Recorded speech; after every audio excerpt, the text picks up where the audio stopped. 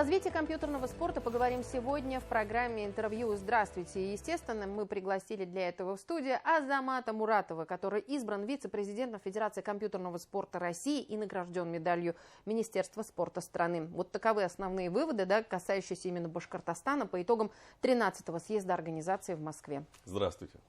Азамат, поздравляю вас с новой должностью. Спасибо большое, но на самом деле, когда меня спрашивают, что нового в твоей жизни произошло, я отвечаю в привычном для себя стиле. Работать также придется бесплатно, но в 3 раза лучше.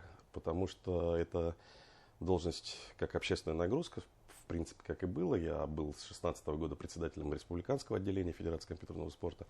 Ну вот теперь, глядя на то, как мы работали в нашей республике, в нашем регионе, было предложение выдвинуть меня в члены бюро правления в статусе вице-президента. Вот что дает эта должность, будем называть именно должность, именно вице-президентство, что оно дает для Башкортостана, для развития компьютерного спорта у нас в республике? Трудно сказать. На эту тему я пока могу только шутить. Осознать все преимущества или недостатки нового назначения я пока полностью не могу. Но, опять же, глядя на мир изнутри, из самого себя, я понимаю, что теперь уже где-то сочкануть, дать слабину, где-то отойти от решения каких-то вопросов, касаемых развития компьютерного спорта, у меня не получится. Потому что теперь о моих поступках, о том, что мне с коллегами удается или не удается делать, будут судить о всей республике и о всей федерации. Компьютерный спорт. Еще вчера, знаете, мы к нему относились полушуткой. Я знаю лучше всех об этом, да. Над вами наверняка уже не раз смеялись, 20 шутили. лет улыбались до того момента, как была вручена награда 100 лет Минспорта Российской Федерации, да. Теперь уже, наверное, никому ничего доказывать не надо, что компьютерный спорт это серьезно, что развитием компьютерного спорта на территории всей Российской Федерации занимается государство через аккредитованную федерацию, нашу Федерацию компьютерного спорта. Но на самом деле в Уфе ситуация упростилась с объяснением того, надо это или не надо. Еще с момента, когда чуть больше года назад глава республики Ради Хабиров принял решение, что финал чемпионата России по компьютерному спорту пройдет в Уфе. И вот после того, как 2 дня Уфа-арена принимала главное киберспортивное шоу страны, конечно, все вопросы были сняты. Это серьезнейшее мероприятие, которое собрало аудиторию в интернете порядка 12 миллионов просмотров за 25 часов эфира. В субботу и воскресенье были соревнования. Нам, конечно, жаль, что в эту финальную часть Республика Башкортостан не пробилась ни в одну из дисциплин, но зато все гости и все телезрители, все интернет-зрители смогли убедиться, что Башкортостан это регион, где компьютерный спорт любим, и мы вот действительно с тех пор и понимаем, что развивать надо еще более мощными темпами. Вот знаете, так еще, я опять же говорю о том, что компьютерный спорт, спорт ли это вообще? Это как вечный спор физиков и лириков, да? Спорт ли это вообще? Естественно, очень многие родители сейчас, я уверена, скептически слушают нас. С этим мы сталкиваемся практически каждый день по поводу того, спорт это или не спорт. Были в 60-х или даже в 50-х годах прошлого века в Советском Союзе спорт, шахматы, споры по поводу шахматы, которые в России и в Советском Союзе всегда были просто спортом для небожителей. Это был практически не спорт, а целый политический проект. Вот спорт это или искусство, что больше. И я не устаю повторять фразу, определение, которое давал чемпион мира Анатолий Карпов. Он всегда говорил, вы попробуйте 6 часов шахматной партии решающей провести без должной концентрации. А вы попробуйте эту концентрацию должную, где нельзя ни на полсекунды потерять себя, провести матч в плохом физическом состоянии. Это все вчерашний день, когда все смеялись над чипсами и кока-колой, называли этот набор продуктовый киберспортивным питанием. Нет.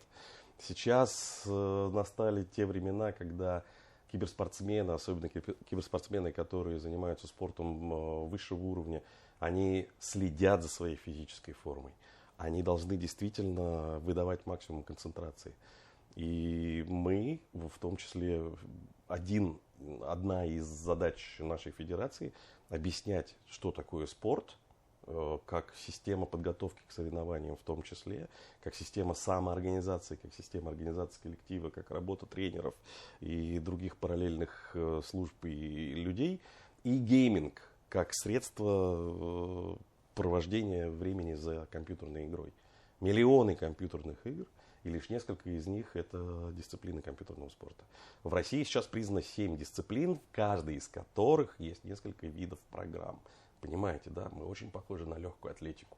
То есть чемпион России по компьютерному спорту может играть в боевой арене, это игра Dota 2, а может играть в тактический трехмерный бой.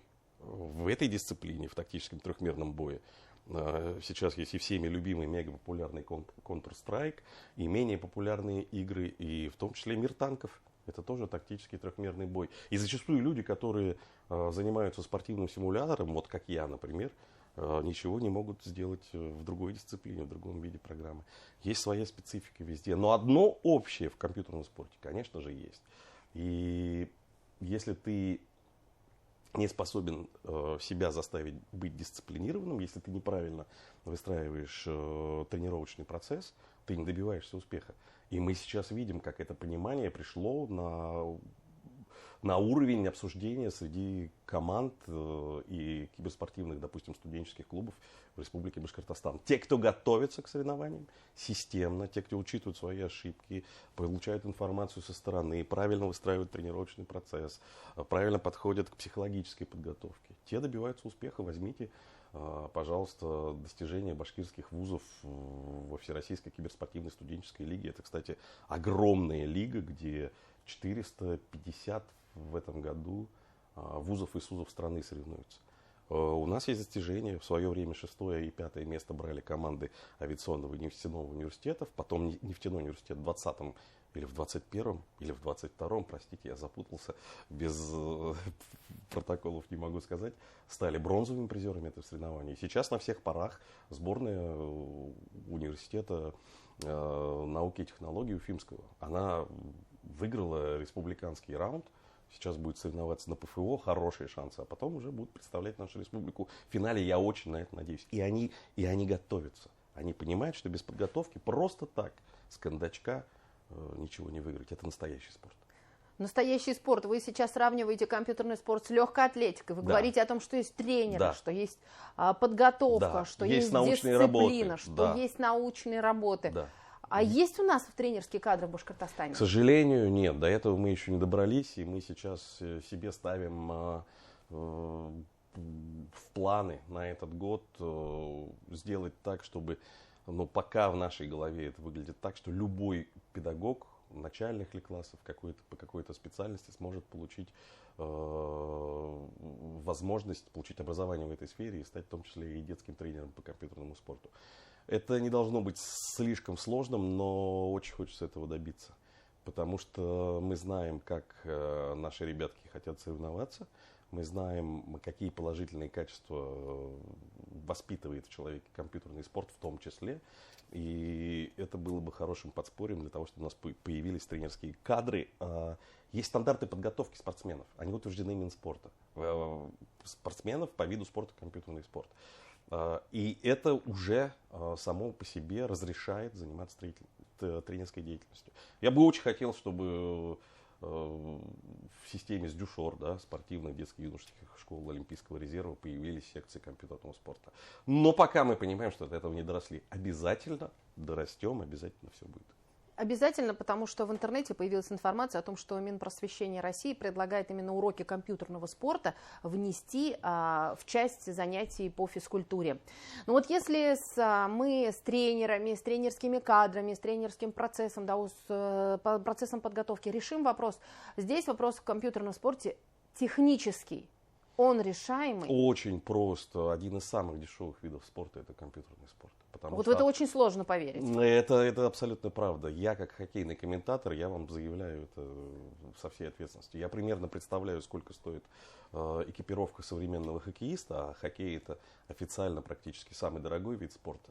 Так нам повезло болеть и переживать за самый дорогой вид спорта в мире. А компьютерный спорт содержит при себе весьма-весьма скромные стандарты. тебе нужен более-менее приличный компьютер, тебе нужен хороший монитор, который поможет тебе во время тренировочного процесса не уставать, соответственно, кресло и хороший выход в интернет. Ну, приличный компьютер, приличия, знаете, тоже у всех разные бывают. Приличия бывают разные, но сколько бы мы ни гонялись за модой, практика показывает, на примере нашего дома киберспорта Аркана у нас уже 4-й год закупленные компьютеры справляются со всеми играми, которые сейчас необходимы и востребованы. Мы действительно ждали, опасались, что нам компьютер придется менять чуть ли не каждые полгода, потому что выходит новая игра, выходит новое программное обеспечение, и как будто бы железо должно больше нагружаться. Нет, пока все в порядке, пока все хорошо. Мы будем менять компьютеры в плановом порядке. Вот как будет развиваться компьютерный спорт у нас в Башкортостане, имею в виду, как идет отбор, вот есть желающие, например, в Сибае. Да, вот очень хороший вопрос. Очень хороший вопрос. Дело в том, что мы провели очень много республиканских соревнований, международных соревнованиях, участвовали и сами проводили за годы с 2016, а может быть даже 2004 года, если брать киберхоккей. Но ни разу еще не проводили чемпионаты муниципалитетов. У нас были чемпионаты Башкортостана, по итогам которых мы формировали из разрядников, которые спортивные разряды получают парни. Из этих парней формировали сборную республики. Она с разной степенью успешности участвовала в разных соревнованиях, наша сборная. Но в муниципалитеты мы еще не заходили. Вот сейчас прямо у нас, что называется, горит взаимодействие с теми, кто наиболее активен в городах республики. Я думаю, что первым муниципальным чемпионатом будет либо Нефтекамск, либо Стерлитамак, потому что там все просто. Там руководство администрации смотрит на это положительно и правильно делают. В Стерлитамаке я лично знаком, как и многие из нас, с главой администрации. Там вообще очень перспективные и правильные взгляды. В Нефтекамске мне еще предстоит познакомиться, но я вижу из того, что активисты говорят и как они действуют. Да, я очень хочу, чтобы чемпионат Нефтекамска и чемпионат Стерлитамака состоялись, и чтобы там появились собственные разрядники. Потому что за победу в чемпионате муниципалитета, в официальном, спортсмены получат 2-й или 3-й спортивный разряд. Это хорошо. Как я всегда шучу, ты раньше был просто играющий в компьютер мальчик, а теперь ты официальный спортсмен, потому что у тебя есть документ со спортивным разрядом. Это многих воодушевляет. Не все, к сожалению, понимают, зачем нужен спортивный разряд. Но вот практика вузов, в том числе и нашей республики, показывает, что спортсмены имеют некие преференции, в том числе и при зачислении в высшее учебное заведение. Азамат, вот очень коротко, нас смотрят разные зрители, да, среди них родители, дети, да, которые, в принципе, могут принять участие в перспективе в этих соревнованиях на муниципальном уровне. Вот для начала что нужно сделать, коротко? Для начала нужно для себя решить в душе, что я буду спортсменом. Это значит не безудержно играть в любимую игру, а соревноваться и готовиться к соревнованиям, тем более к официальным. В конце марта у нас состоится чемпионат Республики Башкортостан, очередной чемпионат Республики 2024 года. И в этом плане мы абсолютно уникальны. Мы принимаем всех любителей компьютерного спорта по означенным дисциплинам, кто старше 14 лет. Я думаю, что ни в одном виде спорта вот так заявиться на чемпионат региона просто нельзя. И если вы удачно выступаете в этом чемпионате, информацию о котором можно получить на нашей страничке ВКонтакте, очень просто найти. ФКС России Башкортостан называется она. Можно через мою личную страницу ВКонтакте очень просто туда попасть. Если вы принимаете участие, у вас есть шансы все попасть не только в призеры чемпионата, но и получить спортивный разряд, но и попасть, соответственно, в сборную республики, которая участвует потом в чемпионате России. Я хочу еще раз обратить внимание всех тех, кто думает, что мы играем просто в игрушки. Сборная Республики Башкортостан формируется нами, но утверждается министром спорта Республики Башкортостан. Вот как все серьезно. Спасибо огромное, Азамат, что нашли время и пришли сегодня к нам в студию уже в статусе вице-президента Федерации компьютерного спорта России. Желаем вам успехов, побед. Занимайтесь спортом, хотя бы компьютерным. Напомню, это была программа «Интервью». Спасибо, что были с нами.